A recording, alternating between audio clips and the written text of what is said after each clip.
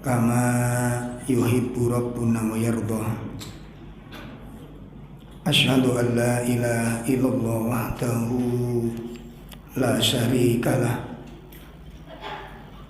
wa asyhadu anna Muhammadan abduhu wa rasuluh. Allahumma salli wa sallim wa barik ala nabiyyina Muhammadin wa ala alihi wa ashabihi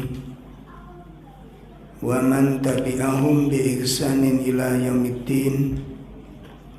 Ya ayyuhalladzina amanu taqullaha haqqa tuqatih wa la tamutunna illa wa antum muslimun. Wa ba'd. Khawatul iman, mudah-mudahan pertemuan kita pada pagi ini semoga menjadi pertemuan yang dirahmati oleh Allah Subhanahu wa taala. Dan kita memohon kepada Allah taala mudah-mudahan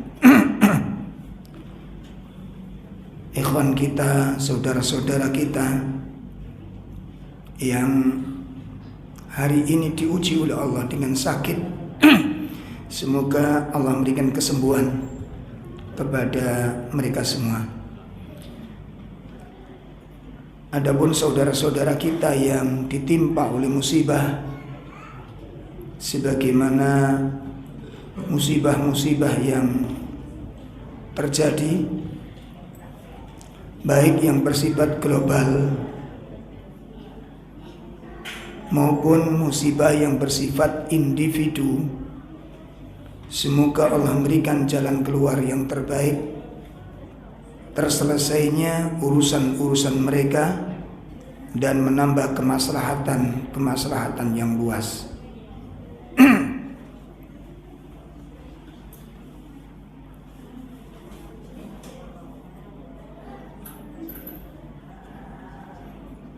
Kajian bisa diteruskan? Nggih, monggo dilanjutkan dulu. Nek ngomong bareng gak enak. Nggih, gantian ya. Saya dulu atau ibu dulu? Hah? Enggak, saya kan nawari dulu. Enggak, kondisi ngelancangi ngono saya.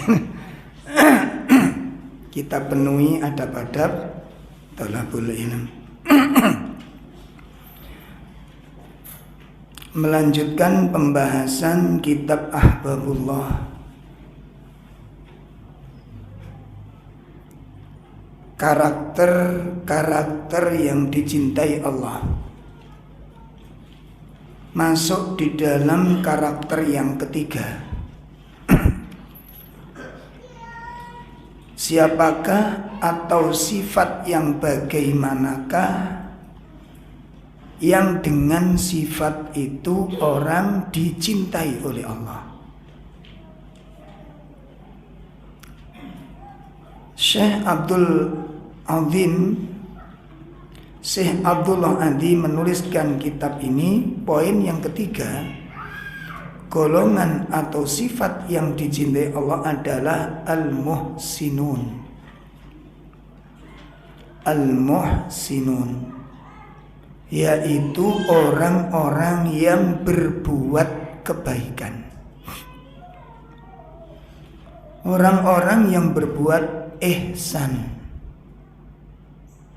Itu sifat yang menyebabkan pelaku dari sifat itu dicintai oleh Allah.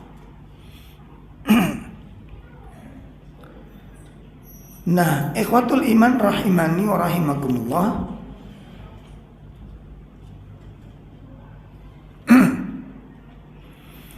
salah satu di antara kemuliaan Islam dan keindahannya yang dengan itu kita patut bangga. Ya, saya ulangi, di antara kemuliaan, keagungan, keindahan ajaran Islam, Sehingga dengan keagungan serta keindahan syariat itu kita patut bangga menjadi seorang muslim. Kenapa? Karena pondasi dasar ajaran Islam itu adalah mengajarkan kebaikan. Itu pondasi dasar agama ini. Jadi tidak ada satupun perintah di dalam Islam untuk berbuat buruk. Ya. Tidak ada satupun perintah di dalam agama ini untuk memerintahkan berbuat buruk. Tidak ada.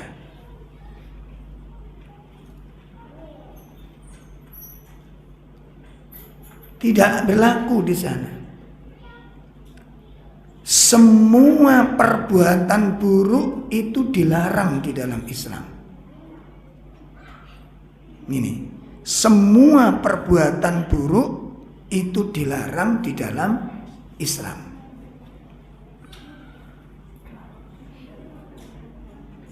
Makanya orang-orang yang tidak suka dengan Islam itu sebenarnya bingung untuk jelek-jelekan Islam. Kenapa? Antara tuduhan dengan fakta itu tidak sama. Walaupun dipaksa tuduhan itu ada contoh teroris. Dan ada pelaku dari kalangan kaum muslimin yang mengaku teroris. Atau yang dipegang dan disebut sebagai teroris. Kalau dipaksakan seperti itu, kita buka dalam nas Al-Quran. Tidak ada satupun ayat yang mengajarkan kita untuk membuat teror. Tidak ada. Sehingga kalau dikaji dari kitab-kitab ini dan sunnah-sunnah Nabi, tidak ada ajaran itu dikenal di dalam Islam. Bingung, akhirnya tuduhan itu tidak laku. Dipaksakan, tidak bisa. Karena memang Islam tidak mengajarkan teror. Ya, bikin resah, itu tuduhan aja. Kita duduk bareng, yang resah yang mana? Sering ini warga resah. Nah pertanyaannya, warga yang mana? Ternyata dari 100 orang cuma siji sing sumpek. Itu fakta di lapangan, Pak. Mana kita tunjukkan. Apa jenengan sumpek dengan kajian kami?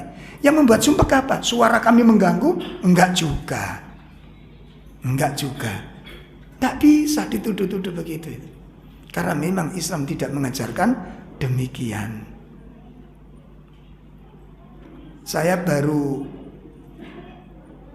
kajian nutup dalan tenan itu ketika hanya di Kebraun aja Pak itu. Itu pun pojok gitu kan. Bukan jalan utama dan itu mufakat masyarakat setempat. Itu kalau di Kebraun nutup dalan tenan. Tak muat soalnya. Jadi kajian sebelum pandemi itu terakhir itu 900 jamaah yang ngaji itu dan itu rutin setiap bulan. Cek tahu lah nutup dalan arang-arang.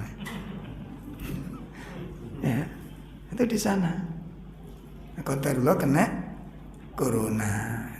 Jadi kalau dituduh apa? Bikin resah, bikin nggak ada. Makanya kalau kita lihat, ya, makanya tadi saya katakan pondasi dasar Islam memerintahkan apa? Kebaikan, ihsan yang diperintahkan. Ini masih longgar Pak, maju Pak. Ayo, sing kosong tinggoni. Kok cekak usrek mana? Sajane wis dikandani ben wulan lho iki jane. Mbok iki apa carane sampeyan? Apa tak jonjong ngono sampeyan?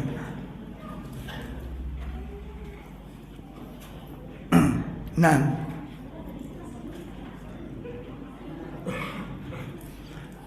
baik. Pokoknya sing rumangsa ndelok ngarepe kosong, lungguh ana. Nggih, ngarepe kosong ditempati, ngoten. Ngene kok wulan ngarep yang ngilingno maneh. Ngono nek anak sampeyan ndablek aja dieling malih. Nek anak sampeyan ndablek aja disalahno. Itu mengikuti jejak jenengan. Angel kandhanane. Baik. Ya, jadi pondasi dasar agama ini mengajarkan apa? Kebaikan. Sehingga ada dua sisi Pak, nanti kita lihat. Dua sisi kita lihat. Pertama, tidak satu pun kebaikan kecuali diajarkan dan diperintahkan oleh Allah dalam Islam. Saya ulangi. Tidak ada satu pun kebaikan kecuali pasti diperintahkan oleh Allah di dalam Islam. Tidak tersisa. Bahkan Nabi mengatakan apa? Ma baqiya syai'un. Tidak ada yang tersisa sedikit pun. Maksudnya apa begini ini? Artinya apa? Tidak ada yang tersisa sedikit pun minal a'mal, dari amal-amal ini, yuqarribuna ilal jannah, yang bisa mendekatkan orang ke dalam surga, wa yubaiduna anin nar, dan menjauhkan manusia dari neraka. Qad buyyina lakum, sungguh kata Nabi, sudah diterangkan semuanya kepada kalian. Tidak tersisa sedikit pun. Artinya apa? Artinya apa? Semua sudah dikenalkan. Dari kebaikan tidak satu pun kebaikan yang terlewatkan. Coba cari kebaikan apa yang belum diajarkan oleh Allah dalam Islam. Coba kebaikan macam apa yang belum? Anda ingin mencari amal kebaikan dari sisi mana yang tidak diajarkan Islam? Semua diajarkan. Itu poin pertama. Poin kedua, tidak ada satupun keburukan. Ya, tidak ada satupun keburukan kecuali pasti dilarang oleh Allah di dalam Islam ini. Tidak ada satupun keburukan kecuali pasti dilarang oleh Allah di dalam Islam. Sehingga kalau udah ketemu demikian, nek ana wong Islam elek iku dudu teko agamane sing ngajari elek. Sagedipun pahami? Bukan Qur'annya yang mengajarkan jelek, menungsane sendiri yang jelek. Jangan lantas kalau ada sebagian umat Islam melakukan keburukan, Islamnya yang dikasih sasaran. Saya ini pertanyaan yang jujur-jujuran, ada nggak orang Kristen yang jelek?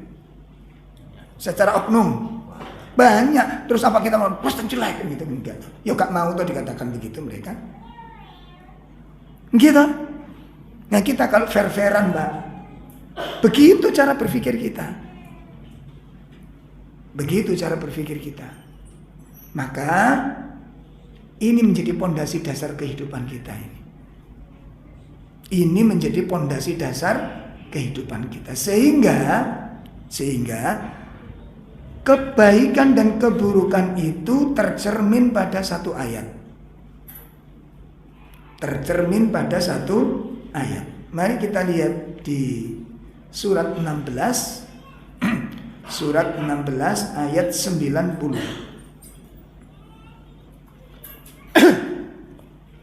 Ya, surat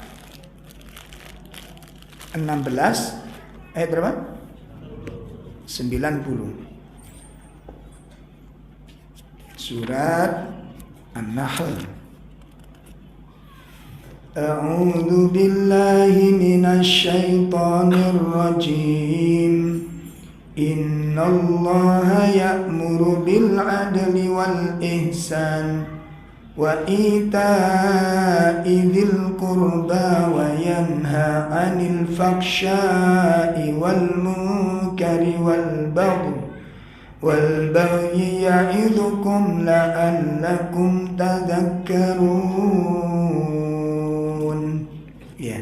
Sesungguhnya Allah menyuruh kamu berlaku adil dan berbuat kebajikan, memberi bantuan kepada kerabat, dan Dia melarang melakukan perbuatan keji, kemungkaran dan pemberontakan. Dia memberi pengajaran kepadamu agar kamu dapat mengambil pelajaran. Masya Allah. Ini sesungguhnya Allah memerintahkan kepadamu satu, bersikap adil. Adil itu perintah. Jadi nanti kalau ada oknum umat Islam sing gak adil, iku dudu agama sing ngajari gak adil, ku wonge dhewe. Sehingga nanti kalau ada umat Islam yang gak adil, ojo nuduh Islami. Islam itu mengajarkan sikap adil sampai kepada orang yang kita benci, yang memusuhi kita, tetap bersikap adil. Dan itu bisa kita lihat di dalam tarikh kehidupan Nabi. Bagaimana Nabi menjalankan sikap adil kepada musuh-musuhnya. Kalau jenengan lihat kisahnya Sumamah itu, ya sahabat Sumamah itu, yang membantai beberapa para sahabat. Kemudian Nabi memerintahkan kaum muslimin untuk memerangi Sumamah dan kaumnya. Dengan perintah Nabi, ketemu Sumamah, bunuh di tempat. Sampai begitu saking marahnya Rasulullah. Akhirnya pasukan berangkat memerangi Sumamah dan kaumnya. Dan ditakdirkan Allah pasukan ini menang. Sebagian dibunuh, terbunuh, sebagian ditawan. Begitu pulang ditawan, Nabi SAW setelah sholat subuh, menjelang sholat subuh, Nabi keliling mendatangi tawanan. Kenapa? Dicek, wis mangan apa urung. Begitu diikat di sana di dalam masjid itu, ditemukan oleh Nabi. Apa? Loh, Sumamah melok kecancang nih gini. Ternyata sahabat-sahabat yang diperintahkan untuk perang itu tidak ada yang mengenali Sumamah. Akhirnya Sumamah ketangkep bersama pasukannya. Pasukan nggak ada yang tahu kalau itu Sumamah. Begitu Nabi mengatakan, loh ini Sumamah, ini yang aku perintahkan kalian untuk bunuh. Apa kata para sahabat? Kalau gitu dilepaskan aja, dibunuh di luar. Gitu. Apa kata Nabi? Ini urusannya sudah beda. Orang sudah menjadi tawanan tidak boleh disakiti. Loh ngono. Kira-kira sampean kali kula siap koyo ngene. Delok wong sing menghabisi kaum muslimin terus perang ketangkep. Enak piye, Pak? Ayo. Makanya enggak usah enak perang-perang dhisik ta, ilmoni dhisik. Enggak boleh kalau sudah menjadi tawanan, enggak boleh diganggu. Itu adilnya dalam Islam kayak seperti ini. Apakah ada agama-agama yang mengajarkan demikian? Sampai dalam peperangan pun diperintahkan kita untuk ihsan. Ketika membunuh sudah selesai, mati sudah, ojo ditek-itek misal. Seperti orang kafir kalau membunuh orang muslim, dipotong telinganya, dicungkil matanya, dibelah perutnya, dimakan jantungnya. Islam tidak boleh. Setelah mati selesai urusan. Gak usah lagi diludahi, diinjak, kurang ajar lu gitu. Enggak. Sampai dalam urusan itu pun kita diperintahkan untuk ihsan. Dan ketika perang tidak boleh bunuh anak-anak, tidak boleh membunuh orang tua, tidak boleh membunuh orang para, dan tidak boleh merusak tempat ibadah. Loh, ada nggak perang seperti ini? Coba bandingkan dengan perbuatan mereka kepada kaum muslimin. Makanya kalau dikatakan intoleran, sing intoleran itu sing di. Ayo diperiksa, ayo dievaluasi. Namanya yang kena nanti. Siapa yang tertuduh itu kira-kira? Kalau dituduhkan kepada Islam, salah alamat. Islam tidak pernah mengajarkan demikian. Coba lihat, Allah memerintahkan bersikap adil. Kemudian innallaha ya'muru bil adl wal ihsan. Dan Allah memerintahkan kita berbuat ihsan. Wa ita idil kurba, dan memberikan sesuatu kepada kerabat. Ini simbol, Pak. Ini simbol yang artinya apa? Tidak ada satupun perbuatan baik kecuali pasti diajarkan oleh Islam di dalam agama ini. Makanya disingkat dalam sebuah hadis yang disebutkan oleh Nabi, ma baqiya syai'un minal a'mali yuqarribuna ilal jannah wa yubaiduni anin nar qad buyyina lakum. Tidak tersisa satupun amal-amal yang bisa mendekatkan orang ke dalam surga dan menjauhkan orang dari neraka kecuali amalan-amalan itu sudah dijelaskan oleh Allah kepada kalian pun. Ini sisi yang pertama. Sisi yang kedua, wa yanha 'anil faksya'i wal munkari wal baghi. Ada 3 di sana. Simbol-simbol keburukan. Pertama, Allah melarang perbuatan apa? Keji. Yang kedua, Allah larang perbuatan mungkar. Yang ketiga, Allah melarang bermusuh-musuhan. Dilarang. Islam melarang karena Islam tidak ingin menyebarkan permusuhan. Islam tidak mengajarkan permusuhan. Adapun kalau menjelaskan batasan agama, syirik nggak boleh dilakukan, itu syariat kami untuk menjauhi perbuatan syirik. Cuma saja karena pola pikirnya itu buruk, akhirnya ditafsirkan tuh menyebarkan kebencian. Halo? Ini pikiran-pikiran yang negatif. Nonton loh. Oh, kita menjelaskan aturan agama itu begini, babi ojo diharamkan, ojo dimakan. Kenapa? Haram. Maksud kita melakukan permusuhan dengan babi? Kenapa? Syariat mengharamkan, nggak boleh dimakan, selesai sudah. Kalau kamu makan, makan. Gitu. Tapi agama kami melarang. Dan itu hak kami melakukan agama kami dan kewajiban kami menerangkan ajaran agama kami. Jelas ini? Coba dilihat nanti, ayo. Di kotak dalam dua episode Pak ya. Episode pertama membahas tentang perintah, episode 2 membahas tentang larang. Coba dilihat, ada nggak perintah Allah menyuruh kita berbuat buruk? Ya, tidak ada satupun kebaikan kecuali pasti diperintahkan Allah untuk berbuat baik.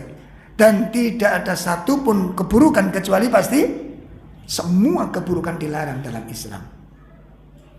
Ya. Mencuri boleh? Ngutil? Menipu? Khianat? Dilarang semua dalam Islam. Mana Islam mengajarkan keburukan?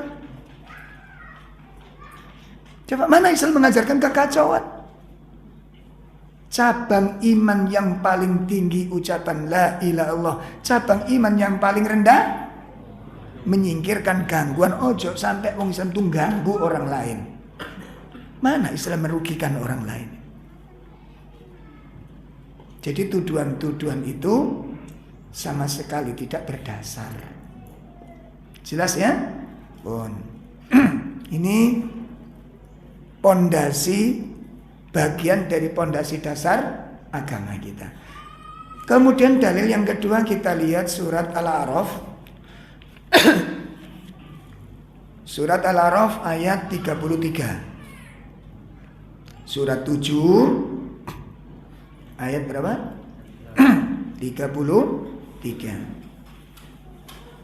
Qul innama harrama rabbiyal fawahisha ma dhara minha wa ma batan wal ithma wal baghya bighairil haqq wa an tusyriku billahi ma lam yunazzil bihi sultana wa an taqulu 'ala Allahi ma la ta'lamun. Katakanlah Muhammad, aku hanya mengharamkan segala perbuatan keji yang terlihat dan yang tersembunyi, perbuatan dosa, perbuatan zalim tanpa alasan yang benar, dan mengharamkan kamu bersekutu Allah dengan sesuatu, sedangkan Dia tidak memiliki untuk itu, dan mengharamkan kamu membicarakan tentang Allah apa yang tidak mengetahui. Nah, ayat ini sebagai penguat bahwa Islam mengharamkan semua perbuatan keji. Semua. Innama harrama rabbiyal fawahis ma dhahara minha wa ma batan. Sesungguhnya Rabb kita ya mengharamkan semua perbuatan keji ya, baik yang nampak maupun yang. Ini pondasi dasar agama, sehingga kita patut bersyukur. Makanya nanti kalau jenengan ditanya, Pak, Ibu, apa sih Bu, Pak, yang paling jenengan Anda bangga menjadi muslim itu, yang dibanggakan apa coba? Nah, iku iso duwe jawaban, ojo ditakoni nu tolak. Gak ngerti apa yang dibanggakan dalam Islam. Berarti kan kita gak kagum dengan Islam. Gak kenal berarti kita dengan agama ini. Kalau kenal kan apa yang Anda banggakan? Seperti, Pak, yang Anda banggakan pada istri saya, Anda apa itu? Cerewet. Kan enggak. Yang Anda banggakan apa? Istri saya itu qanaah, istri saya itu pengertian, istri saya itu sabar, istri saya itu mau menerima kekurangan saya, istri saya itu tidak pernah menuntut macam-macam. Ya njaluk sak perlune, perlu tuku motor ngono. Aja karena kenal bisa kita sebutkan. Itu loh. Yang ini yang kemudian nanti kalau jenengan sudah mengenal tentang karakteristik Islam itu yang menjadikan kekokohan jiwa kita kepada Islam. Ndak goncang, ndak ngambang, ndak pincang kita. Dan kemudian tidak terancam untuk bisa pindah agama. Karena bangga gitu. Ada yang dan kita mengetahui apa yang harus saya banggakan. Itu. Makanya kenali Islam ini dengan sebaik-baiknya. Kenali Islam itu dengan sebaik-baiknya. Sama dengan kenapa Anda milih kajian ini. Kenapa Anda memilih manhaj sahabat? Jalannya para sahabat, kenapa? Banyak metode-metode dalam beragama itu. Kenapa kok Anda milih yang seperti ini? Karena, gitu loh. Ono alasan yang bisa ditunjukkan. Baik. Kemudian kita lihat dalil-dalil tentang Allah memerintahkan kita untuk berbuat ihsan. Apa dalil-dalilnya? Allah memerintahkan kita untuk berbuat ihsan. Pertama surat Al-Baqarah 195. Al-Baqarah 195. Allah Subhanahu wa taala berfirman, "Wa anfiqu fi sabilillahi wa la tulqu bi aydikum ila tahlukah wa ahsinu innallaha yuhibbul muhsinin." Infakkanlah hartamu di jalan Allah dan janganlah kamu jatuhkan dirimu sendiri dan kebinasaan dengan tangan sendiri. Dan berbuatlah baiklah, sungguh Allah menyukai orang-orang yang berbuat baik. Nah, ini dalilnya. Allah mencintai orang-orang yang berbuat kebaikan. Kebaikan apa? Lihat ayat awal. Allah memerintahkan dan belanjakanlah harta bendamu di jalan Allah. Ojo eman-eman. Awas perhatikan Pak nggih. Nek jenengan ditakoni, Pak. Pak, jenengan di akhirat nanti kepingin jadi orang miskin terlantar atau ingin jadi orang kaya di akhirat? Jawabnya apa? Kaya atau miskin? Kaya. Oke, sekarang kalau jenengan infak, njukuk duit ning tas ketemu telu. Situk biru, situk ijo, situk coklat. Sing sampe lebokno kotak sing ndi?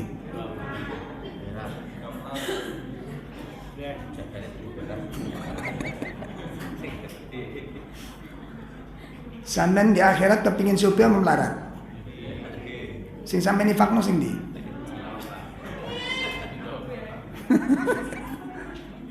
Enggak, artinya apa sih Pak? Kita ngerti enggak efek dari perbuatan kita itu? Orang eman ketika infak itu menunjukkan keyakinannya kepada akhirat lemah.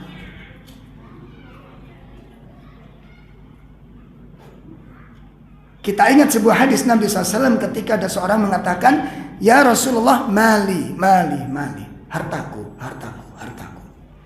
Ada seseorang datang kepada Nabi, duduk nih kekayaan. Di sini ada kekayaanku, di sini ada kekayaanku, di sini ada kekayaanku. Ketika orang menyebutkan jenis dan macam-macam kekayaan, Nabi menyebutkan, maluka talata. Hartamu yang sebenarnya itu cuma 3. Jelas nih? Hartamu yang sebenarnya itu cuma 3. Walaupun secara pengakuan hak milik yang sekarang kamu dapat itu di mana-mana kekayaanmu ada, tapi hakikat hartamu itu cuma 3. Pertama, Ma akalta, apa yang kamu makan? Apa yang kamu? Yaitu hartamu. Sing mbok makan itulah hartamu. Yang kedua, apa yang kamu pakai? Yang ketiga, apa yang kamu infakkan? Itu hakikat hartamu. Sedangkan masing-masing dari 3 macam ini, itu ada konsekuensi nih. 1, hartamu yang pertama apa tadi? Yang kamu makan. Yang kamu makan itu pasti akan habis. Gimana? Makanya ibu-ibu nek masak enak, sing lezat, sing meriah, sing mahal, nek kepingin ganteng ojo dipangan. Wis tutupono ae. Ngono lho. Nek sampean pangan, konsekuensinya mesti habis. Itu hartamu yang sebenarnya. Kamu makan pasti habis. Yang kedua, yang kamu pakai, konsekuensinya rusak. Makanya kalau kepingin punya benda nggak rusak, ojo dipakai. Mobil yo kemulono ya mobil. Wis aja digawe. Nek kamu pakai, mesti nggak ada sesuatu dipakai nggak rusak, itu nggak ada. Sehebat apapun kita melakukan penjagaan yang luar biasa, tetap rusak kalau dipakai. Yang ketiga, yang kamu sedekahkan, konsekuensinya itu yang akan kamu bawa menghadap kepada Allah. Yang kamu makan akan habis, yang kamu pakai itu akan rusak, yang kamu sedekahkan itu yang mengantarmu, mendampingimu, menemanimu di hadapan Allah Ta'ala. Terus sisanya bagaimana? Sisanya kamu tinggalkan ahli warisnya. Makanya sampai ini nyekul duit wake eman. Untuk siapa? Ahli waris. Coba sampean pikir sing jernih. Duwe eman cek utuh kan begitu. Anda tidak bisa menikmatinya. Untuk siapa ini? Untuk orang-orang yang masih hidup. Dan kalau Anda mati, itu menjadi petaka bagi yang hidup.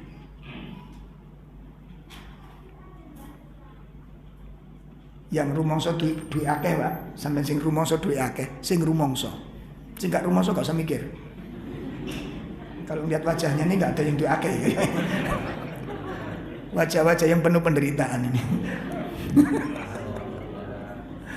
Coba, sing rumongso duit akeh, itu kalau jenengan tinggalkan kepada anak-anak panjenengan dan Anda tidak mengimbangi anak Anda dengan iman, Anda sudah menyiapkan petaka yang besar pada mereka. Paham? Paham? Kalau mereka, Ustaz, anak-anak saya rukun, itu karena sampai masih hidup.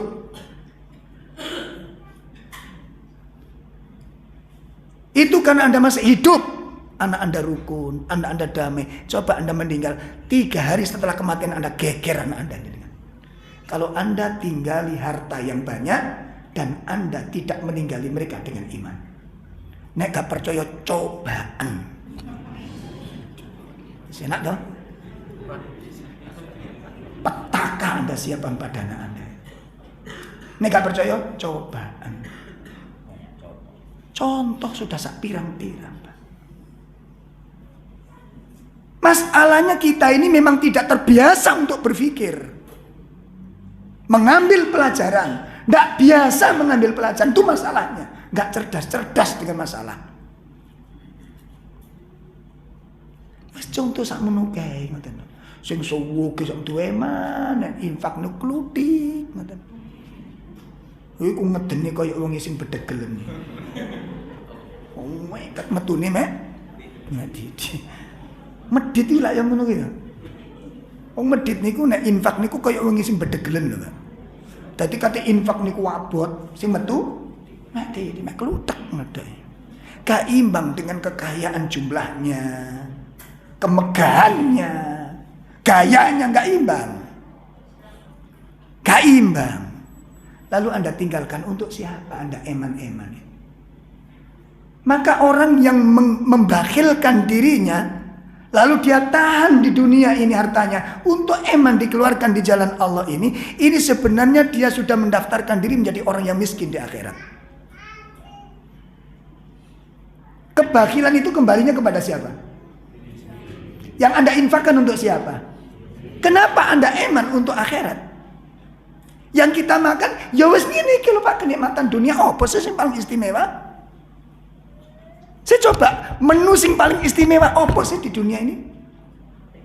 Apa coba? Saya diajak teman Ustaz, kita makan di ikan bakar IBC.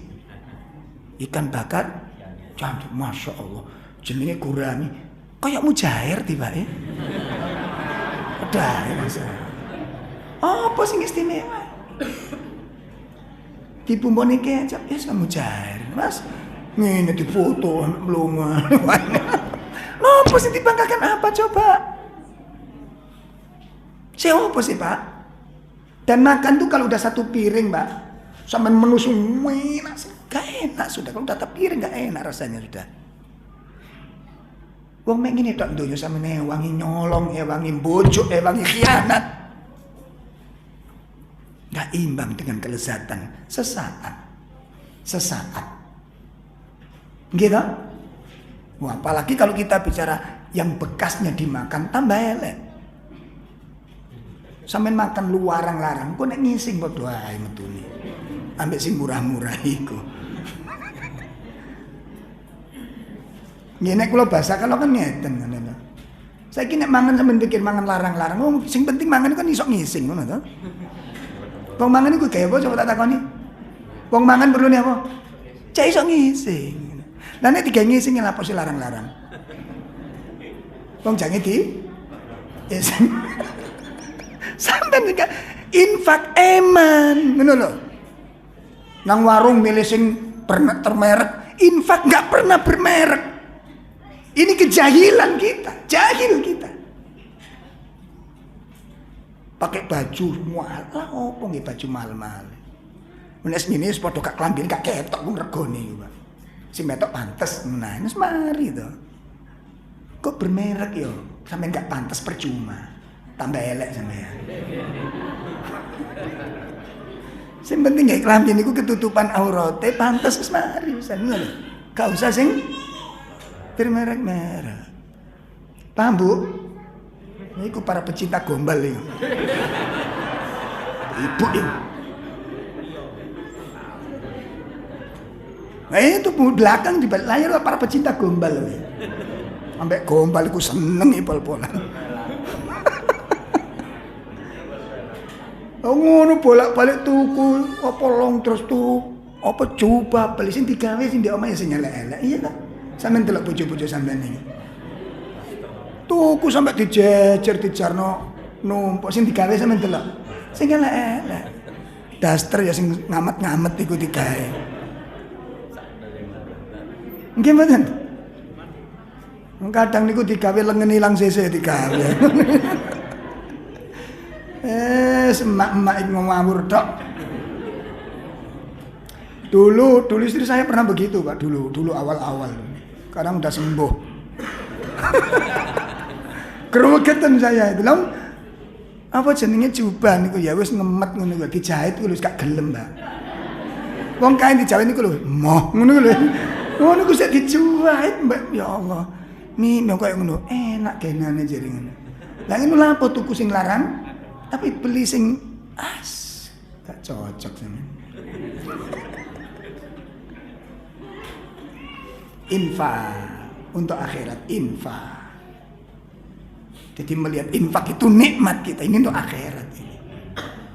Yang dunia yang ditinggalkan apa sih Pak coba? Apa ditempati apa coba? Ya, kasur mahal, percuma. Enake wong turu iku gak teko kasure, teko ngimpine, Pak. Gimana? Masih turu geladak, turu kepethuk widodari. Masya Allah. Nek iso gak ngelilir ngene, Pak. Sampeyan turu apa jenenge? Kasur spring bed rego 10 juta, ketuk gendruwo, kepethuk mak lampir, tubruk berkere, percuma. Turu ke sing penting napa? Ngimpi ini sing enak. Ngono lho. Cok mikir larang enggak. Empuk-empuk itu nambah penyakit tok, ya. Empuk-empuk penyakit tok. Pun itu ayat yang pertama. Maka dilarang kita untuk berbuat bakhil. Kebakhilan itu memiskinkan dirinya pada hari kiamat. Kebakhilan itu menelantarkan dirinya menjadi orang-orang terlantar di akhirat. Orang yang bakhil menjadikan orang-orang yang sengsara di akhiratnya. Innallaha yuhibbul muhsinin. Ya. Kemudian yang kedua, dalil yang kedua dari surat Al-Baqarah yang pertama tadi. Kemudian berikutnya adalah surat Al-Imran ayat 134. Al-Imran 130. Alladzina yunfiquna fis sarra'i wad-dharra'i wal kadhiminal ghaidha wal 'afina 'anil nas wallahu yuhibbul muhsinin. Ya. Yaitu orang-orang yang bersedekah baik di waktu lapang maupun sempit, dan orang-orang yang menahan amarahnya dan memaafkan kesalahan orang lain. Dan Allah mencintai orang-orang yang berbuat kebaikan. Allah mencintai orang-orang yang berbuat pun. Ini dalil-dalil tentang Allah perintahkan kita untuk berbuat baik, dan dalil yang menunjukkan bahwa Allah mencintai orang-orang yang berbuat kebaikan. Al-Ihsan. Kemudian yang kedua, poin kedua kita akan membahas tentang definisi Al-Ihsan. Apa yang dimaksud Al-Ihsan itu? Al-Ihsan, ihsan dari sisi bahasa maknanya adalah khair au diddul isaah. Ihsan dari sisi bahasa maknanya apa? Khair, yaitu kebaikan. Diddul isaah, lawan dari keburukan. Itu makna ihsan menurut bahasa. Makna ihsan menurut bahasa. Kebaikan atau lawan dari keburukan. Adapun ihsan menurut syariat adalah anta'budallaha ka'annaka tara fa illam takun tara fa innahu yaraka. Ya, yang dikatakan ihsan menurut syariat itu adalah muraqabatullahi fil alani was sir. Selalu merasa diawasi oleh Allah dalam setiap keadaan, baik ketika sendirian maupun di tengah-tengah keramaian. Selalu merasa diawasi oleh Allah. Itu ihsan menurut syariat. Ya, ini poin pertama pembahasan tentang ihsan. Poin kedua tentang pembagian al-ihsan. Qasamal ihsan qasmani. Ihsan dibagi menjadi dua. Ya, ihsan dibagi menjadi dua. Yang pertama adalah ihsan fi ibadatil khaliq. Yang pertama, ihsan di dalam beribadah kepada Sang Pencipta.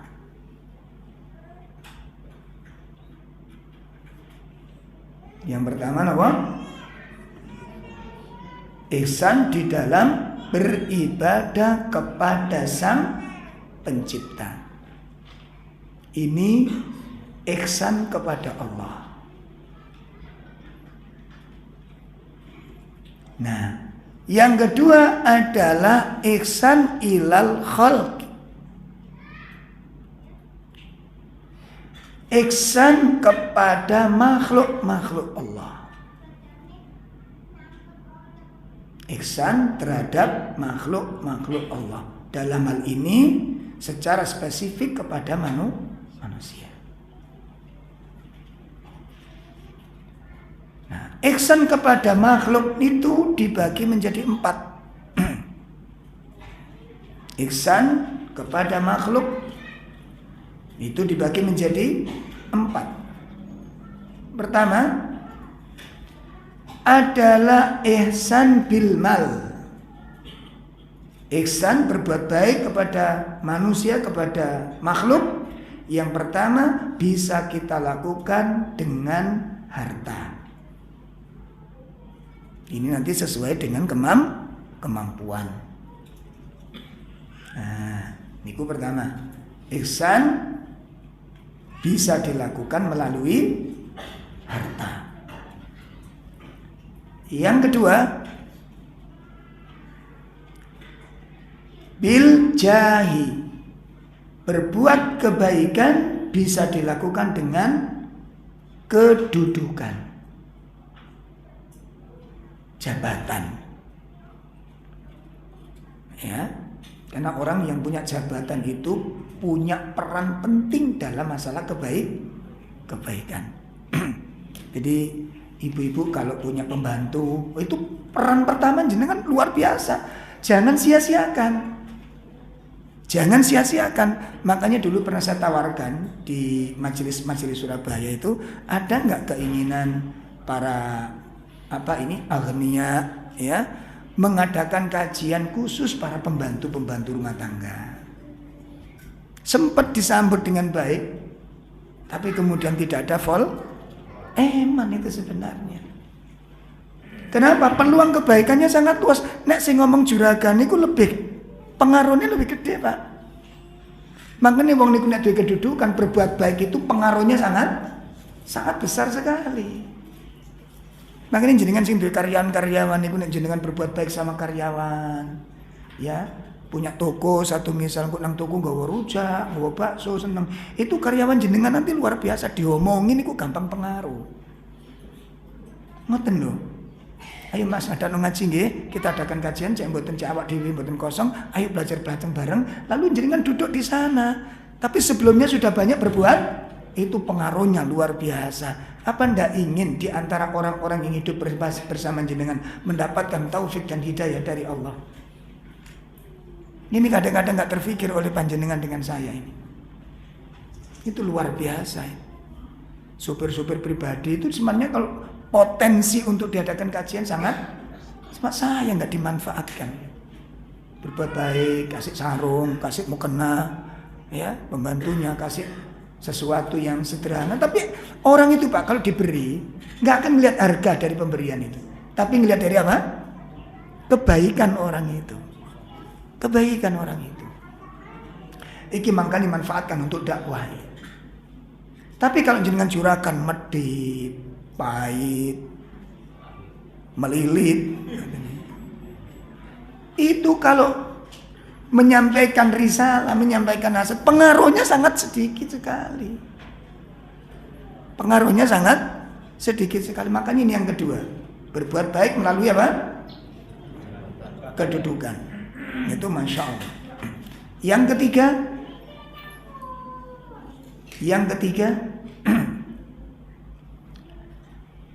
berbuat baik bisa dilakukan dengan al-badan, dengan anggota badan kita, dengan tenaga kita. Dengan tenaga kita. Banyak peluang-peluang itu, Pak. Peluang-peluang itu banyak sekali, ya Allah. Kecil sederhana kelihatannya, ngambilkan air orang. Ya, membantu membawakan benda milik orang yang itu tinggal nih, Pak. Kepekaan panjenengan untuk ambil bagian di dalam amal soleh itu yang perlu dihidupkan. Ya, sehingga nanti di setiap mata kita memandang ada orang bergerak itu, kita ingin ambil bagian. Saya tidak boleh kehilangan amal. Saya harus mendapatkan bagian dari amal itu. Itu kalau pikiran kita ingin mendapatkan kebaikan itu Masya Allah luar biasa ini. Peluang-peluang untuk berbuat baik itu sangat luas sekali. Luas sekali. Itu yang ketiga. Ya. Yang keempat adalah berbuat baik kepada sesama manusia atau kepada makhluk dengan ilmu. Ini yang paling tinggi. Ya, berbuat baik, memberi sesuatu kepada orang lain dengan apa? Dengan ilmu. Ini Masya Allah. Nah, itulah pembagian tentang ihsan. Kemudian poin yang ketiga, bahwa al-mu'amalatu fil Islam thalathah. Mu'amalah di dalam Islam itu ada 3 macam. Mu'amalah di dalam Islam itu ada 3 macam. Al-awwal ta'amul ma'allahi azza wa jalla. Yang pertama adalah bermuamalah kepada Allah Subhanahu wa taala, berinteraksi dengan Allah Subhanahu, beradab dengan Allah Subhanahu wa taala. Ini yang pertama, bermuamalah dengan Allah Subhanahu wa taala. Maka hendaklah kita bermuamalah dengan Allah dengan bermuamalah dengan cara yang sebaik-baik muamalah. Dengan cara bagaimana? Satu, mentauhidkan Allah. Satu, mentauhidkan Allah. Yang kedua, menjalankan perintah-perintahnya dengan hati yang ikhlas. Jadi nalikane Bapak Ibu menjalankan perintah Allah dengan hati yang ikhlas, itu berarti kita sudah berhubungan dengan cara yang baik kepada Allah. Yang ketiga, bagaimana kita bermuamalah dengan Allah? Menjauhi larangan-larangannya. Menjauhi apa? Larangan-larangannya. Kemudian yang keempat, bagaimana bermuamalah dengan Allah dengan cara yang baik, yaitu dengan ridha dengan semua takdirnya. Ridha dengan semua takdirnya. Ya, ridha dengan segala ketentuannya. Kemudian yang ke apa? 5, berserah diri dengan segala aturannya. Ini muamalah yang terbaik yang harus kita lakukan kepada Allah Subhanahu wa taala. Ini muamalah yang pertama, yaitu bermuamalah terhadap Allah Subhanahu wa taala. Ada berapa cara tadi? 1, dengan cara apa? Mentauhidkan Allah dan tidak melakukan kesyirikan. Yang kedua, apa? Menjalankan perintah Allah dengan ikhlas. Ibu berjilbab yang ikhlas. Gak usah ngruneng, gak usah sambatan, gak usah yo sak joke bojoku ngaji ki, wah aku dikrokop koyo ngene iki. Gak usah mengeluh, ikhlas. Disuruh ada di rumah, banyak tinggal di rumah, gak usah mengeluh. Itu syariat. Yang kami ridho dengan syariatnya, berserah diri dengan syariatnya. Nanti kalau ditanya, barangkali ada teman-teman yang SMA, saya kok nggak pernah keluar, kenapa? Kisah coki bojoku melok ngaji gimana? Ini menandakan ikhlas dengan taat itu apa enggak? Enggak ikhlas dia. Dan kalau dikompori jangan terpengaruh. Itu namanya faham dengan syariat. Paham dengan syariat. Tidak sedikit orang-orang yang sambatan setelah ngaji nih. Aku saat dulu ngaji pian bapak balik dijak ngelajar. Saat coki ngaji gak tau ngelajar belas. Sumpah kamu.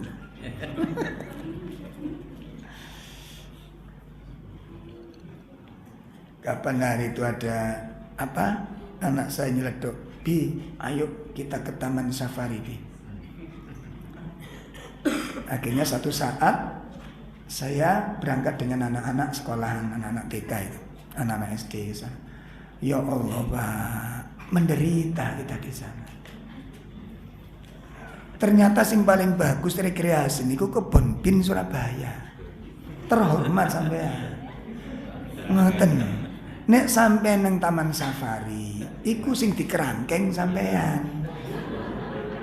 Ngono lho. Nek nang bon bin sing dikerangkeng kewane. Jelas ndi menungsani ndi kewane, ngono lho. Gitu. Nek taman safari sing dikerangkeng sapa? Sampean. Terus yang kedua yang jadi tontonan kita. Kita datang dalam kerangkengan ditonton sama binatang. Oh, ono manusia datang. Ngono. Lho nggih mboten? Lah nek di Bonbin Surabaya kita yang menikmati nonton binatang. Lho ngono. Jadi terhormat kita di Bonbin. Di kono terhina kita. Sing bebas keluyuran sapa? Sampean menderita di. Wani metu? Ayo metu, ayo. Dimut sampean. Wong ngene kok dibangkang sampean iki gak patek cerdas iki, Pak. Gak patek cerdas sampean iki. Tak baleni maneh sama teman-teman. Ojo rene maneh. Kenapa? Terhina diriku ya. Saya datang unton delok ana wong teko. Wong ngene kok sik dipuanggan ning taman safari sampeyan niku terhina ning kono kuwi. Dadi tontonane binatang.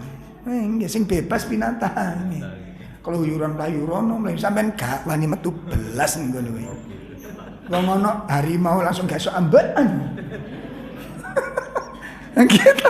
Ana harimau matang-matang ning tengah dalan wis meneng sak supir-supire ngoten niku. Lho ngene kok sampean banggakan ora iso lapo-lapo ngono iki lho. Nek nang Bonbin kan delok asli, ngarepe lengan kan kan apa jenenge? Lemek-lemek kocok langsung delok ngoten. Dan kita yang milih mau nang ndi, mlayu nang ndi, ucul nang ndi, sampean merdeka dan jenengan yang nonton gitu loh. Nang taman safari sampean sing dikerangkeng.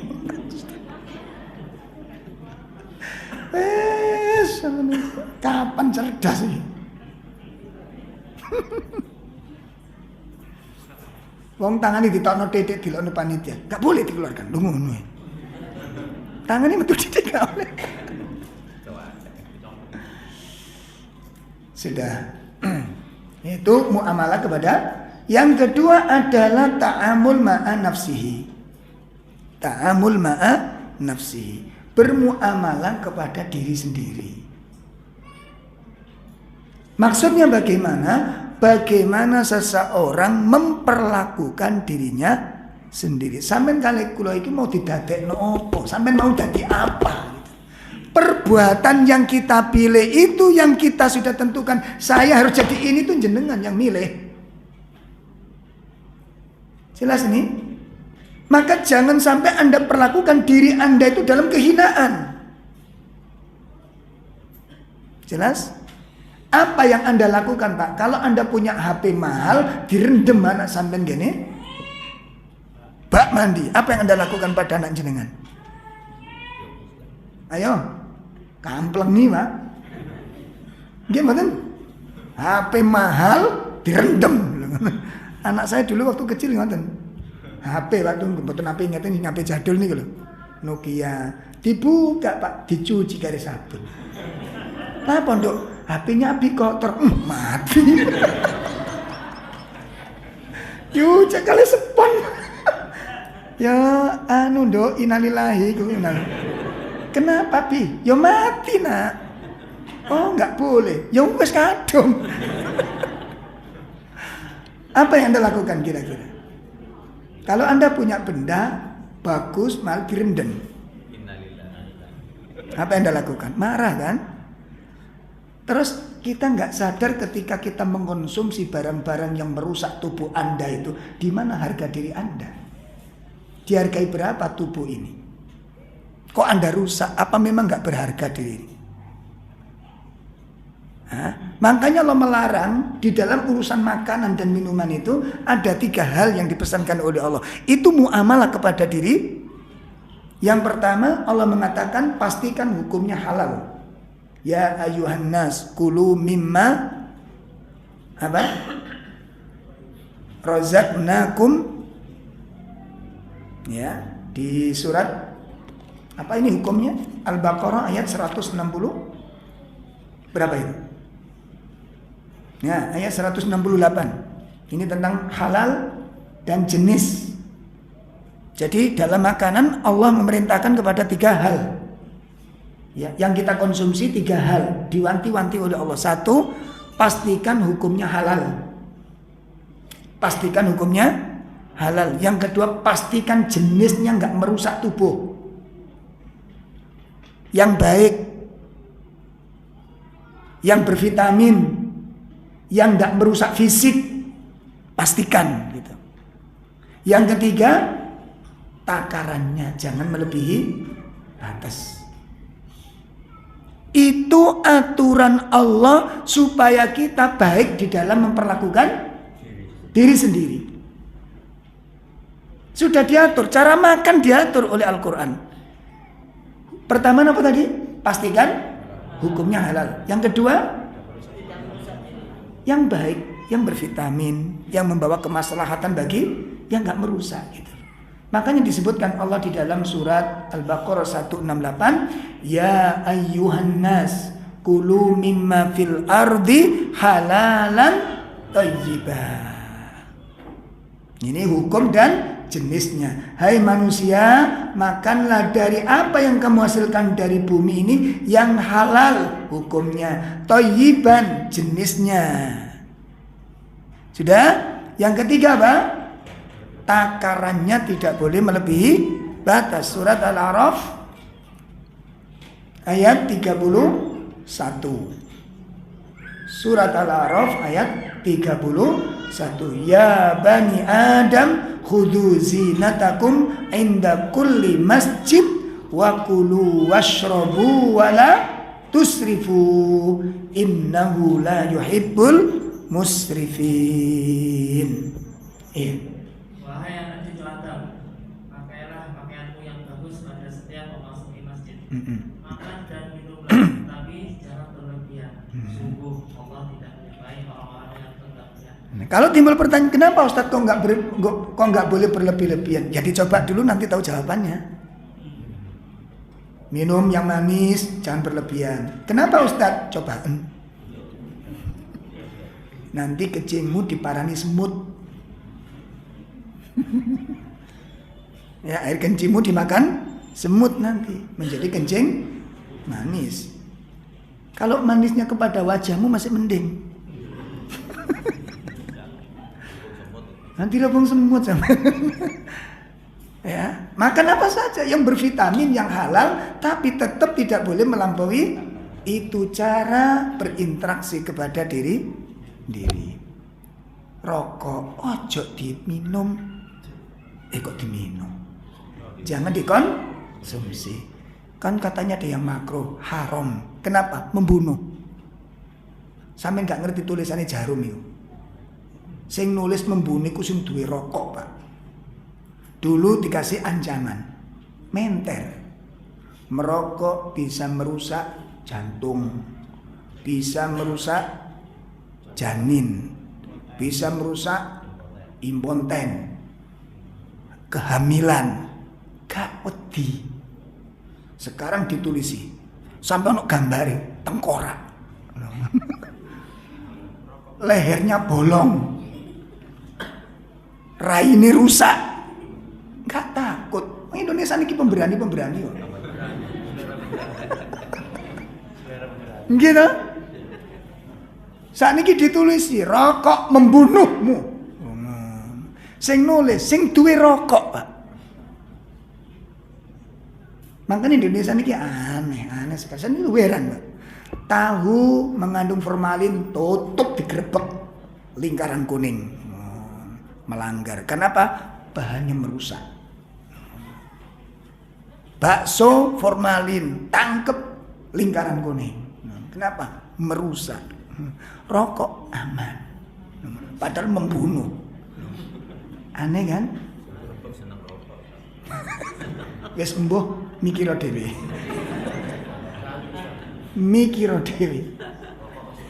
Lha ngono lho.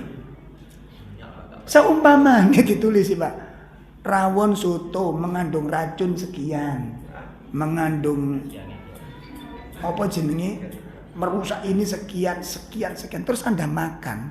Wis sampean pikir sampean niku wong pinter apa ora? Wis ketok racun dimakan kok begitu loh. Kalau anak Anda ngemut obat nyamuk gimana, Pak? Ngemut. Pripun jenengan? Oh, persis bapak nak. Ngono. Bangga sini kan ngono ya. Latihan koyo bapak nak. Ngono wayahe. Kita enggak mencintai diri sendiri, Pak. Sayangi diri sendiri. Perlakukan diri itu dengan sebaik. Makanya kita hargai berapa ini. Pun itu muamalah yang ketiga, ta'amul ma'an nas. Bermuamalah dengan sesama manusia. Bermuamalah dengan Nah, 3 bentuk muamalah ini dinukil oleh Syekh Shalih Fauzan di dalam kitabnya Ta'amul Ma'an Nas. Di dalam kitab fikihnya beliau Ta'amul Ma'an Nas. Itu disebutkan dalam hadisnya. Apakah ada dalil semacam ini? Ada. Dalam sebuah hadis yang diriwayatkan oleh Imam At-Tirmidzi, Nabi SAW menyatakan, ya, ittaqillaha haitsuma kunta wa adbi'is sayyi'ata alhasanata tamhuha wa khaliqin nas bi khuluqin hasan. Itu dalil tentang muamalah dibagi menjadi 3 tadi. Jelas muamalah dalam Islam ada berapa? Dalilnya mana? Sabda Nabi SAW yang diriwayatkan oleh Imam At-Tirmidzi, di mana Nabi mengatakan ittaqillaha haitsuma kunta. Bertakwalah kamu kepada Allah di mana saja kamu berada. Ini dalil pertama, bermuamalah dengan Allah. Yang kedua apa? Bermuamalah dengan diri sendiri, yang artinya ikuti perbuatan yang buruk itu dengan perbuatan yang baik, karena kebaikanmu akan menghapus keburukanmu. Yang ketiga, bermuamalah dengan manusia sebagaimana Nabi bersabda, wa khaliqin nas bi khuluqin hasan. Sehingga Islam yang sempurna, Islam yang membangun 3 komunikasi ini. 3 muamalah dilakukan secara bersama. Hak Allah lebih tinggi dari semuanya. Pahami? Nah, itu muamalah di dalam Islam. Kebaikan yang harus kita lakukan melalui 3 faktor tadi. Kebaikan kepada Allah, kebaikan kepada diri sendiri, yang ketiga kebaikan kepada sesama manusia. Sehingga Islam yang sempurna, Islam yang memberikan hak-hak dari masing-masing sesuai dengan porsinya. Itu Islam yang sempurna. Jelas ini? Sehingga tidak dibenarkan orang Islam sibuk mencintai Allah, sibuk beribadah kepada Allah, tenggelam larut di dalam khusyuk kepada Allah, tidak membangun komunikasi kepada manusia. Ini Islamnya cacat. Sampun jelas?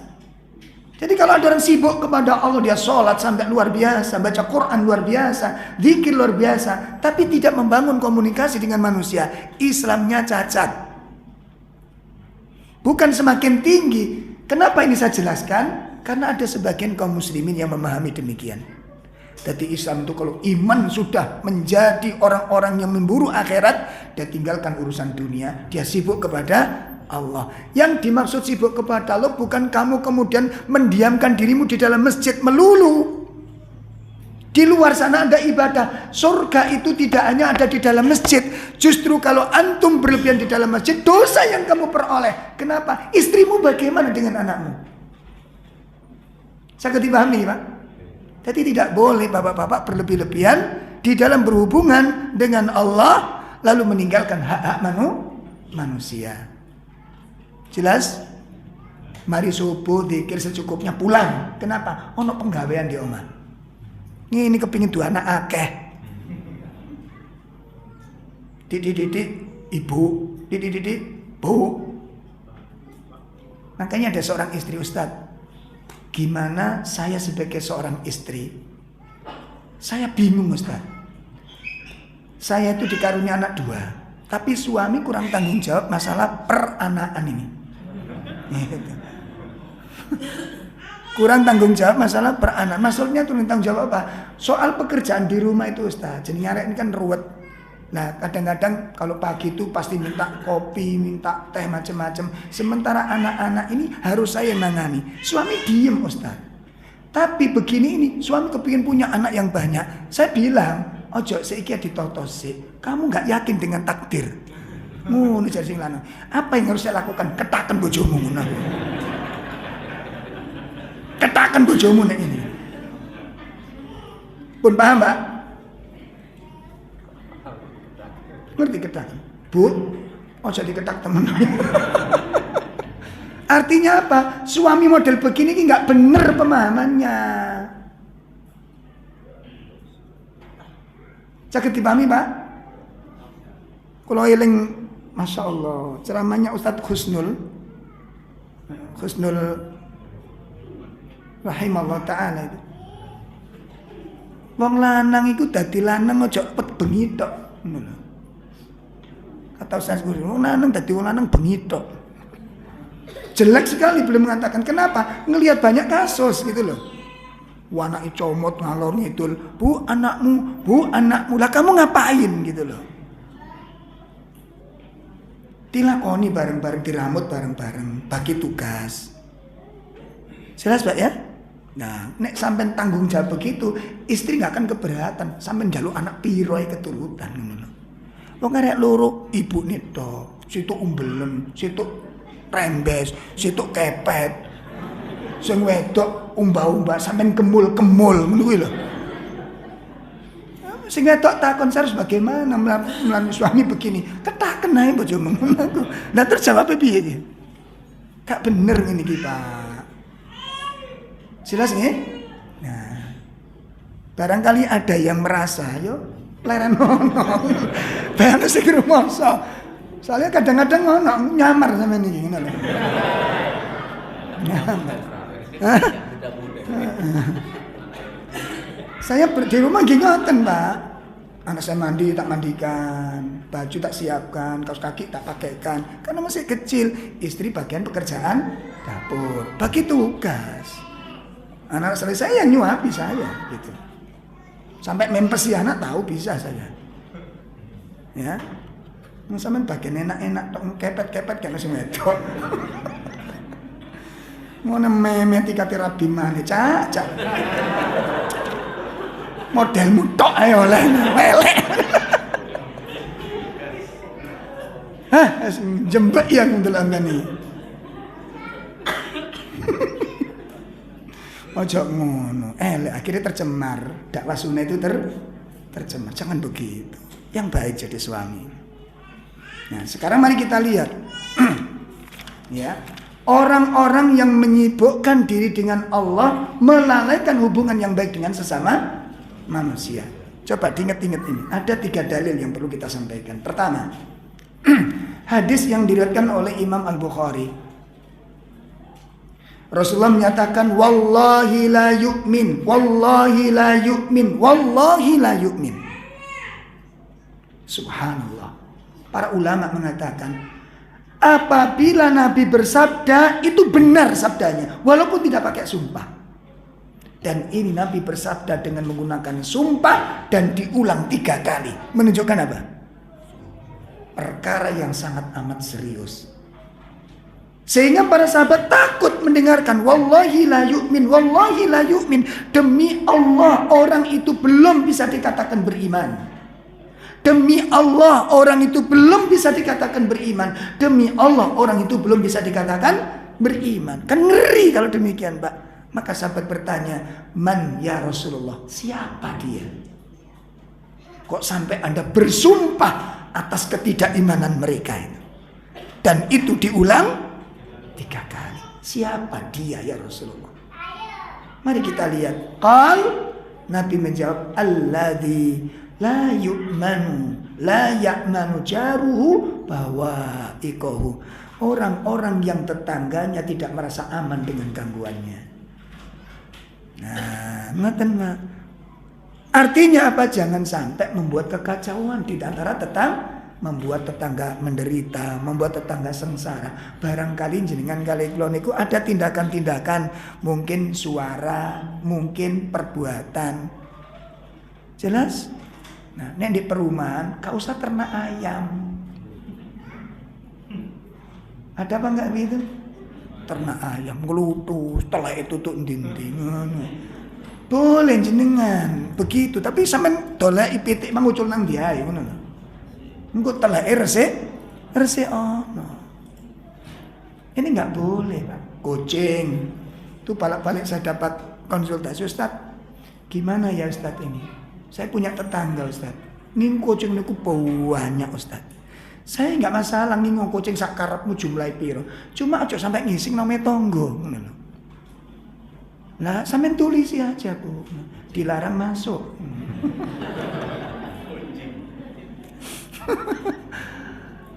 Gimana? Ngeten iki kok dilingno jare tanggane ya salah. Pak, lah repot ngeten ya. Sampaikan aja ke Pak RT-nya ngeten. Biar nanti dibicarakan di forum nek sifatnya, dan banyak tetangga-tetangga yang mengeluh orang seperti ini tidak pantas disebut mukmin.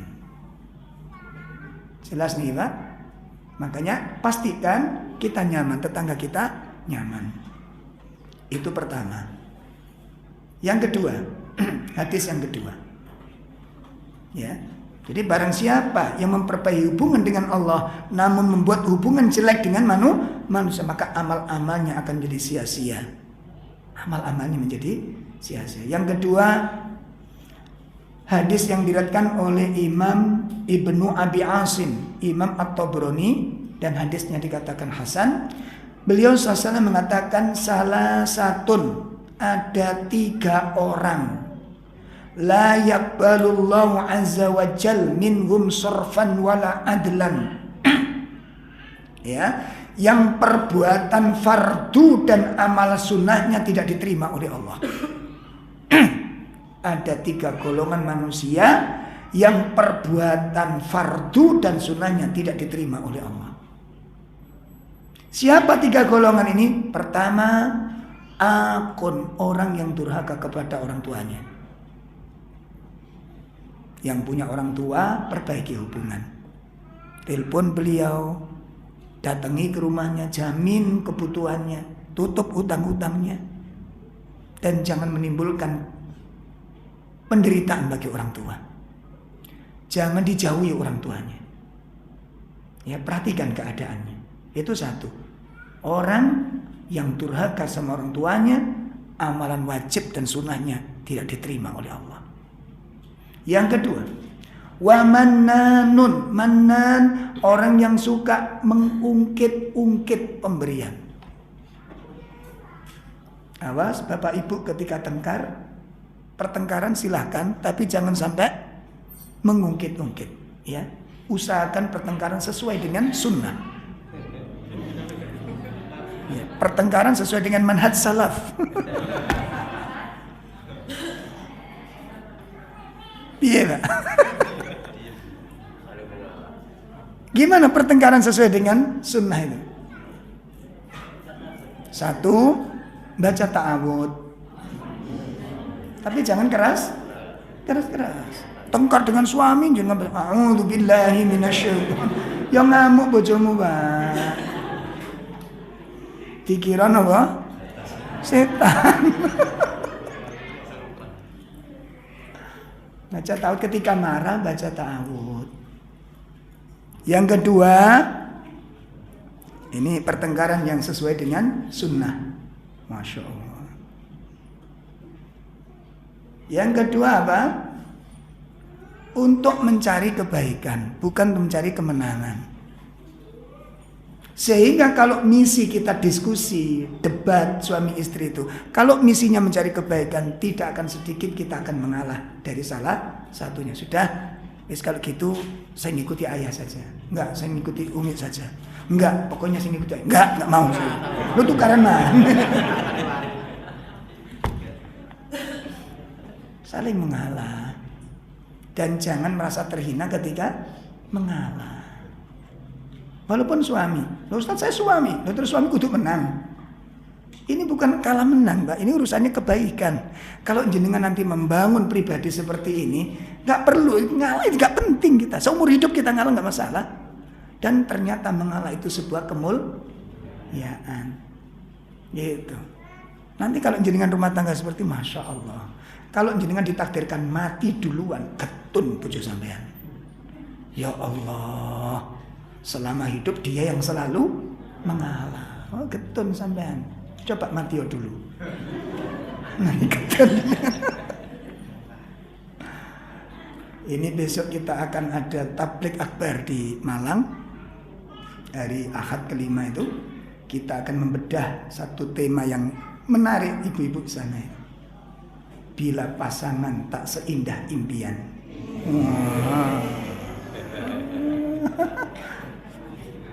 Ini kelihatan wajah-wajah yang penuh kekecewaan. Saya tulis, ini sampean judul materi kok unik Bu, ini wajah-wajah kecewa. Insya Allah Ahad itu diminta di sana. Mana tadi Pak? Bon, yang kedua apa tadi? Sudah, kalau sudah diberikan sudah, jangan diungkit-ungkit. Ya masa lalu, masa yang sudah selesai jangan diungkit-ungkit. Ya. Kemudian yang ketiga apa? Wa mukadzibun biqadar. Orang yang mendustakan takdir Allah. Orang yang mendustakan takdir Allah. Nah, itu 3 golongan manusia yang amal fardu dan sunnahnya tidak diterima. 1 siapa tadi? Orang durhaka sama orang tua. Yang kedua? Yang ketiga? Hadis yang ketiga sekarang. Hadis yang diriwayatkan oleh Imam Al-Bazzar, Imam Al-Haisami dan Imam Al-Khattabi. Ya. Ja'a rajulun ila Rasulillah sallallahu alaihi wasallam. Datang seorang laki-laki kepada Rasulullah sallallahu alaihi wasallam. Dia menyatakan, "Ya Rasulullah, ara'aita idza shallaitus shalawat al-khams wa sumtu Ramadan wa attaituz zakah wa hajjtul al-bait famada li?" Perhatikan, "Ya Rasulullah, bagaimana menurut pendapat Anda jika aku menegakkan sholat 5 waktu, menunaikan puasa di bulan Ramadan, mengeluarkan zakat serta berangkat haji ke Baitullah, ya, untuk berhaji itu, maka apa yang akan aku peroleh? Apa yang akan aku peroleh? Sholat aku tunaikan, zakat aku berikan, haji aku laksanakan. Apa yang aku peroleh?" Maka faqala Nabi SAW, "Man fa'ala dhalika." Barang siapa yang mengerjakan itu semua, kana ma'an nabiyyin was-siddiqin wasyuhada was-shalihin, maka dia akan dikumpulkan oleh Allah bersama para nabi. Dia dikumpulkan oleh Allah bersama siddiqin, orang-orang yang jujur dalam berislam. Dikumpulkan bersama para syuhada dan dikumpulkan bersama orang-orang yang soleh. Illa, kecuali an ya'iqqa walidahi, orang yang durhaka kepada orang tuanya. Nah, bapak-bapak, ibu-ibu, inilah amalan-amalan yang kita tidak boleh merusak. Berarti komunikasi kita, keislaman kita tidak cukup hanya berbuat baik kepada Allah semata. Tidak cukup ketika kita membangun kecintaan kita kepada Allah, khusyuk kepada Allah, larut kepada Allah, cinta kepada Allah, tumaknina kepada Allah, tapi tidak membangun komunikasi yang baik dengan manusia, maka pastikan keislaman kita cacat dan keimanan kita gagal. Jelas? Maka supaya Islam dan iman kita sempurna, hendaklah kita membangun 3 muamalah tadi. 1 apa? Ta'amul ma'allah, bermuamalah terhadap Allah Subhanahu wa taala. Yang kedua, bermuamalah dengan diri sendiri. Yang ketiga, membangun komunikasi kepada sesama manusia dengan cara yang baik, memenuhi hak mereka, memberikan kebutuhan-kebutuhan mereka. Baik, ini yang bisa kami sampaikan dalam kajian pagi dan siang ini, mudah-mudahan bermanfaat untuk kita semuanya. Ada pertanyaan? Monggo. Masalah sedekah. Kalau kita ini kan istilahnya pensiunan ya. Jadi kalau tiap bulan, artinya 1 bulan kita bisa umpamanya 60 ribu kan. Itu saya celengi. Terus saya artinya 5 ribu ya tiap hari atau langsung 60 ribu. Yang kalau cicil istilahnya supaya istiqomah gitu kan Ustaz. Iya. Jadi yang baik yang mana itu 60.000 langsung masukkan itu dalam 1 bulan atau tiap hari 5.000. Iya. Wallahu a'lam. Bismillah. Jadi yang dianjurkan jangan sampai melakukan satu amalan kemudian berhenti. Itu nanti sama dengan kita khatam 1 hari, setelah itu 1 bulan gak baca Quran sama sekali. Ini tidak benar malah. Jelas ya? Yang dianjurkan oleh Nabi apa? Sedikit akan tetapi dawam. Sedikit tapi dawam, terus menerus. Ya, karena amal itu kan setiap hari ada konsekuensinya. Dan setiap hari orang dituntut untuk berbuat kebaikan. Jelasnya? Ya, setiap hari dituntut kebaikan, maka jangan diborong sekali kemudian berhenti. Kalau memang kita mampu 60 tiap hari nggak bagus, sangat bagus. Artinya kalau mampu gitu loh. Ya namanya kalau mampu kan macam-macam gitu kan. Kalau mampu sangat bagus. Tapi kalau enggak ya cukup apa yang bisa kita tunaikan, katakan 5.000, 10.000, tapi berlanjut. Nah itu insya Allah lebih baik. Kita khawatirnya nanti sama dengan pesan Nabi, jangan sampai seperti si fulan, sholat malam begitu menggebu, kemudian malam berikutnya dia tinggalkan. Ini jangan sampai seperti itu. Wallahu a'lam bishawab. Ada yang lain lagi? Iya enggak. Apa? Apa?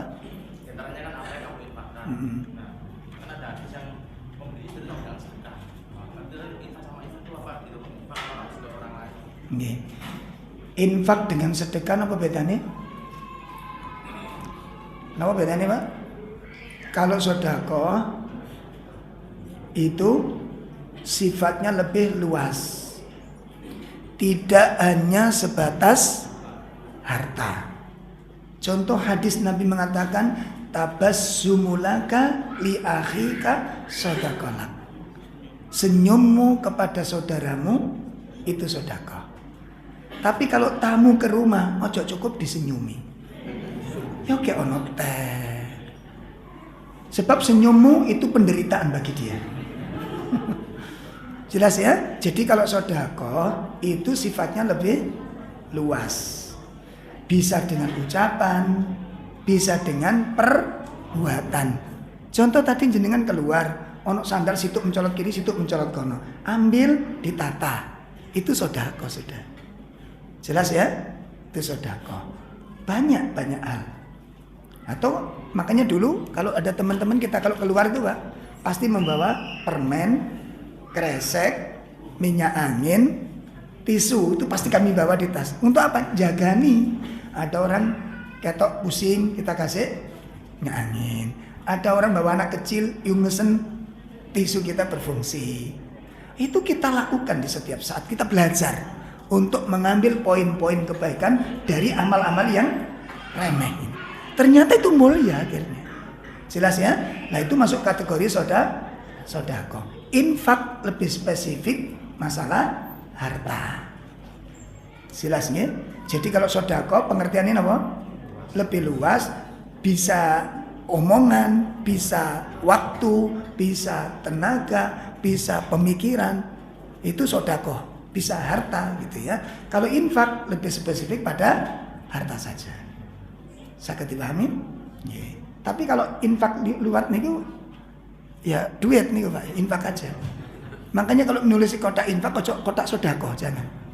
Nanti khawatirnya dicekel mau tasbih. Subhanallah.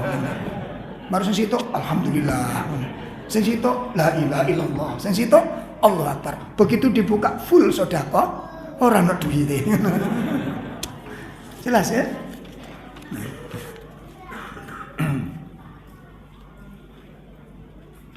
Minta tolong dijelaskan maksud dari orang yang mendustakan takdir. Orang sebagian tidak meyakini takdir itu ada. Orang menentukan permasalahan ditentukan oleh diri sendiri. Gak ada takdir itu. Nah, ini termasuk kategori orang yang mendustakan nasib wong ditanggung dewe-dewe. Nah, dewe iku berusaha tentunya kita tentukan takdir kita. Berarti orang tersebut masuk kategori orang yang mengingkari takdir. Makanya ada sebagian kelompok kaum muslimin yang ingkar dengan takdir. Semua yang terjadi itu atas perbuatan manusia. Sebaliknya ada pula yang menisbatkan semua peristiwa murni di tangan Allah, termasuk kita tersesat itu takdir Allah, kita nggak masalah. Salah ya Allah nakdir tersesat akhirnya. Makanya ahli sunnah itu berada di antara mereka, di tengah-tengah jalan. Ya, tidak seperti orang Qadariyah dan tidak seperti Jabariyah. Itu dipahami ya. Baik, saya rasa cukup pertemuan kita pagi ini. Insya Allah untuk kajian kita bulan depan adalah penghargaan yang istimewa bagi orang-orang yang berbuat kebaikan.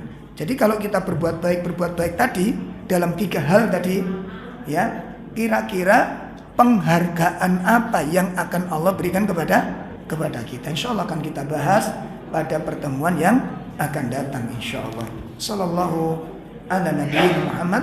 Subhanakallahumma wa bihamdika asyhadu an la ilaha illa anta astaghfiruka wa atubu ilaik. Assalamualaikum warahmatullahi wabarakatuh.